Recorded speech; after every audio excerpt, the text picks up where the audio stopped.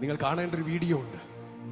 അദ്ദേഹത്തിന്റെ പേര് എറിക് ലിഡേൽ എന്നാണ്. എറിക് ലിഡേൽ എന്ന ആൾ 1924 ഓട്ടം ഓടിയ ആളാണ്. ഒറ്റ ഓട്ടം. ആ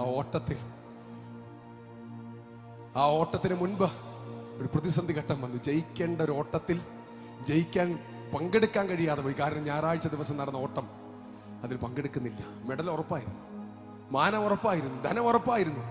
തള്ളിക്കളഞ്ഞു. പക്ഷേ പിന്നീട് അദ്ദേഹം ഓടിയ 400 മീറ്റർ ഓട്ടം വലിയ പ്രതീക്ഷകളില്ലാതെ ഓടിയതാണ് എറിക്ക്. വലിയ താല്പര്യമില്ലാതെ ഓടിയതാണ് എറിക്ക്.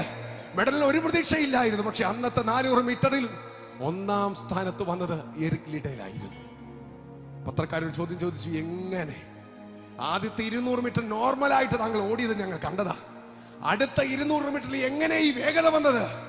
അദ്ദേഹം പറഞ്ഞത്, എന്റെ കാലുകളെ രഥം പോലെ, രഥത്തിന്റെ ചക്രം പോലെ ആക്കിയത് എന്റെ ദൈവമാണ്.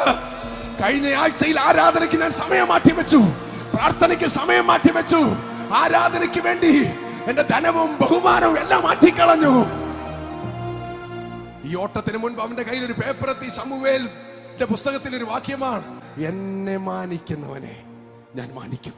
ആരാധന ബഹുമാനിച്ചാൽ, വിദേശ രാജ്യത്ത് വെള്ളിയാഴ്ച അല്ലെങ്കിൽ ഏത് സമയമാണോ ആരാധനയ്ക്ക് ഒരു ദിവസം, ഒരു അല്പസമയം ആരാധനയ്ക്ക് നമ്മൾ ബഹുമാനത്തോടെ മാറ്റിവെച്ചാൽ അതിന്റെ ബഹുമാനം ദൈവം നിനക്ക് തരും. എറിക് ലിഡേൽ അത് മാത്രമല്ല, പിന്നീട് നടന്ന വർഷങ്ങളിൽ ഒളിമ്പിക്സുകളിൽ എല്ലാം മെഡൽ നേടി. കാരണം എന്താ? ദൈവത്തെ മാനിച്ചു. കുഞ്ഞുങ്ങളെ, ദൈവത്തെ മാനിക്കുക.